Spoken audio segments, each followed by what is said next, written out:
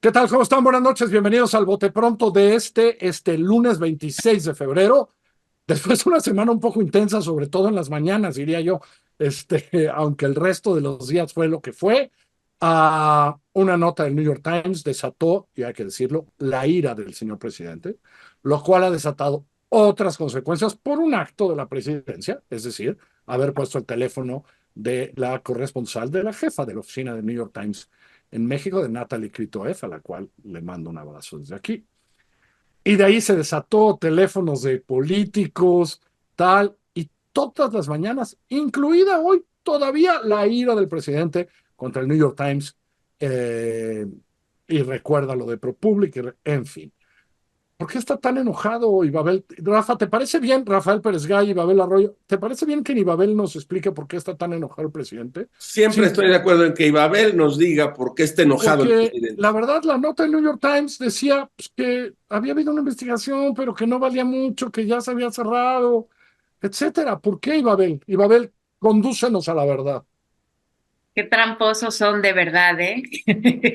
No, no puedo yo meterme dentro de la cabeza del señor presidente de la República, pero con los elementos que vimos durante la semana me puse a pensar, bueno, efectivamente, ¿cuál es el punto? El reportaje, como tú bien dices, es un reportaje con pocos elementos sólidos, tiene un impacto mediático muy relevante gracias en parte a la reacción del presidente, pero no es que cambie algo, no cambia ni la relación entre el gobierno mexicano y el gobierno de Estados Unidos, porque el gobierno de Estados Unidos ya salió a decir que no.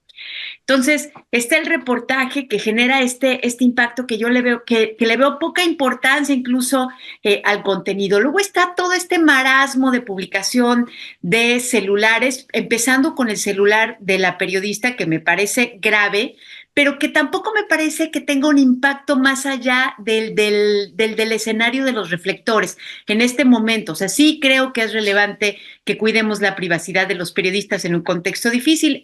Creo que es importante que se respete la ley, creo que es importante que el presidente respete a los periodistas y que los periodistas y los tuiteros respeten también la vida privada de los políticos. Todo eso bien, pero el impacto profundo de largo aliento no está con lo que sucedió esta semana. Entonces, un tercer elemento que dije, bueno, pero entonces la cosa es las frases del presidente. No, sí, yo estoy por encima de la ley. Esta es una demostración adicional del talante autoritario del presidente. ¿Qué importancia tiene esto? ¿Qué impacto tiene? Pues tampoco le encuentro mucha. Y dije, bueno, todo esto, o sea, lo del autoritarismo ya lo sabíamos. Se han violentado los datos privados y no funcionan nuestras instituciones de transparencia y protección, ni un presidente que respete eso también. Ya había habido otros reportajes que además con investigaciones que quedan a la mitad. Entonces, ¿qué queda? ¿Qué queda? ¿Y saben qué es lo que queda? Lo que queda sí es un mensaje. Es un mensaje que puede ser de tres tipos. Uno es, un mensaje es la DEA sí investiga al gobierno de México. Otro es la DEA sí manda mensajes al gobierno de México. Otro es el gobierno de México, el gobierno de Estados Unidos tiene interés en investigar al gobierno de Estados Unidos y también tiene interés, digo, perdón, al de México y también tiene interés en no seguirlo investigando. Entonces, creo que eso es lo que me queda de la semana. O sea, esas tres cosas de se investiga, interés en empezar, luego en cerrar, Ahora, y creo que eso es lo relevante. déjame jugar este contrafactual. Sale un reportaje en el New York Times, reconocido, firmado primero, que no le ha ido, no lo han tocado, Alan Foyer, que es Al otro. antes que Natalie. Y los Ajá. documentos evidentemente están conseguidos por Alan Foyer, que trabaja en Nueva York, muy pegado a las fiscalías, muy pegado a eso. A mí lo que más me ha sorprendido es que el presidente ve ese reportaje y podría salir a decir, ¿ya vieron? Estos que no me quieren, estos me investigaron, agarraron tres declaraciones de algunos de sus testigos, investigaron y las fiscalías le dijeron, no sirve de nada, vete a otra parte. Y sale ganón. Es decir, lo que no entiendo de eso, es sale ganón, porque Yo dice, creo que perdón, no. me investigaron, ahí está, y las fiscalías estadounidenses que respetamos porque metieron a Genaro García Luna a la cárcel, que ustedes respetan tanto, dijeron, no hay nada nuevo, pero no, órale, ¿no, Rafael? Bueno, me parece que Ibabel hace un buen resumen Sí. de esta semana y de la nota de esta semana. Desde luego, la investigación, pues es una investigación que no arroja con prueba alguna las imputaciones que le hacen al presidente de la República, número uno.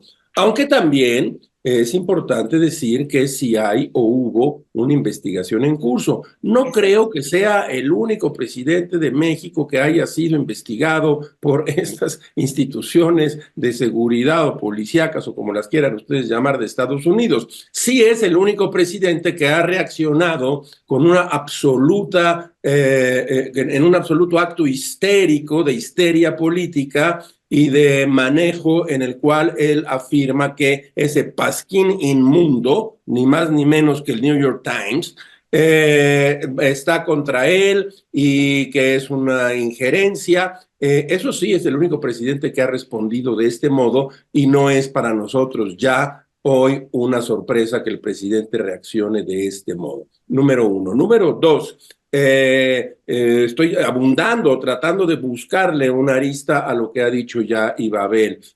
Número dos, el desprecio, el odio, el verdadero momento de animadversión con la prensa en general.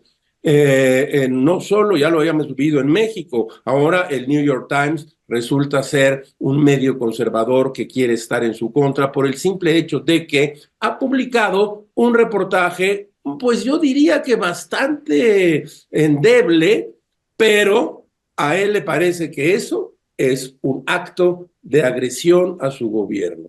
Y luego viene la guerra de los teléfonos. de los celulares, que es un poco como el baile de las sillas. Entonces te vas quedando con unos o con otros, pero sí está el hecho emblemático de la respuesta del presidente a la reportera que le dice, presidente, estoy asombrada, esto en Estados Unidos tendría sanciones, y él dice, primero está la sublime libertad por encima de la ley. Ese es otro dato interesante que a nosotros y a quienes nos siguen los lunes no nos parece tan alarmante, aunque nos ha venido alarmando poco a poco. Y dice, bueno, pues que cambie su número de teléfono. ¿Qué es lo que ocurre? Ocurre que en las redes los bots pasan el número, filtran el número del hijo mayor del presidente, filtran el número de Claudia Sheinbaum, y entonces ahora resulta que hay un trabajo de conspiración en contra de quienes pertenecen al círculo más cercano del presidente, cuando él, de un modo agraviante y ofensivo, dice, pues que cambie su celular, punto, y se acabó. Bueno, está muy bien. ¿Has cambiado tu celular, Rafa? No, Rafa hace como 20 años tiene el mismo. No, pues yo he estado a punto de ofrecerlo para ver si alguien me amenaza, pero nadie me quiere amenazar. Ya sé, nos sentimos como irrelevantes. Déjame ver otra parte del asunto que me parece interesante, que es, el New York Times tiene un enemigo en esta campaña en Estados Unidos, se llama Donald Trump. Sí, muy importante. Donald Trump alucina al New York Times, le ha dicho cosas terribles al New York Times, dice que es una cosa espantosa. Ahí cambian las figuras, ¿no? No es un conservador, tal, ¿no? Ahí le dice de otras maneras, al contrario, ¿no? Es curioso de qué lado está en esa bronca con el periodismo del presidente, ¿no? En dónde se pone, digamos, ¿no? Y creo que haces bien al apuntar también hacia el entorno estadounidense, el entorno político, porque... Es que ahí sí, ahí es donde va a tener más efectos esta bronca. Aquí va a polarizar más la elección, ya sabemos cómo es, claro. Pero allá. Exactamente, porque fíjense que, a ver, voy a decir dos cosas. Uno, primero, en descargo del reportaje del New York Times, o sea, nunca dice hay indicios de nexos del presidente con criminales. De hecho, la cabeza es el gobierno de Estados Unidos hizo una investigación y la cerró. O sea, más o menos es así, lo estoy parafraseando. Y creo que ni siquiera hubo investigación. Tenían 3 declaraciones y no hicieron nada. Pero no se abrió investigación formal. Pero eso es lo importante, porque si ustedes recuerdan, una de las cosas que a mí me llamó más la atención del reportaje previo, el de Tim Golden en ProPublica, era que él recuperaba una explicación de por qué esto era importante a pesar de que no hubiera conducido a un cierre estos indicios, estas investigaciones. Y él decía, es que hay una discusión en Estados Unidos sobre hasta qué punto se debe de investigar a los funcionarios para combatir el narcotráfico o solo a las bandas criminales. Entonces, ese contexto, esa discusión que hay, bueno, y que también nos vamos contra los políticos o nada más jugamos a detener al Chapo, es el contexto además en el que va a llegar el nuevo presidente, o sea, con esa discusión sobre la mesa. Entonces, que esté saliendo en distintos medios que el gobierno de Estados Unidos sí investiga a altos funcionarios mexicanos, sea el presidente o sean otros, creo que pone la mesa para el siguiente presidente norteamericano. Pero bueno, ¿tú qué dices? Llevamos 4 días de mañaneras en eso, Rafa. ¿Cuánto va a durar, Hoy Bueno, va a durar el tiempo que el presidente considere que debe durar para que algunas de las piezas que él va a mover, porque yo estoy convencido de que él va a estar muy activo durante la campaña de Sheinbaum y va a meter las manos de muy distintos modos en esa campaña. Pienso que por ahí también hay un camino, porque el presidente de eso sabe y sabe bastante. Va a quedar, déjenme recurrir a un lugar común del bote pronto, quedará también como uno de los capítulos del odio del presidente a la prensa crítica, a la característica principal de cualquier prensa en un país libre y democrático, poder criticar al poder y que del otro lado haya no una respuesta. En todo caso, si quiere hacer una respuesta, tendría que ser jurídica o tendría que seguir los caminos de los abogados. Es un capítulo más de algo que el presidente no es capaz de soportar. Una pequeña crítica, una pequeña insinuación, a él le pone muy mal y lo convierte en un personaje que ya sabemos cuál es. Un personaje fuera de sí, sin contención alguna, sin diques. Ese personaje es el presidente y creo que en los próximos meses, no solo los 3 y medio que faltan para la elección, sino unos más, veremos que irá subiendo de tono y perdiendo los estribos otra vez. Estuvo buena la intercampaña, ¿no? Y para hacer intercampaña yo la vi bastante bien, ¿no? Yo estoy esperando ya la campaña. Oigan, yo me quedo con una frase del presidente. El presidente pregunta, y creo que ese es un buen punto de discusión, ¿con qué derecho otro gobierno investiga a un gobierno legítimamente elegido? Él cree que eso no se debe de hacer.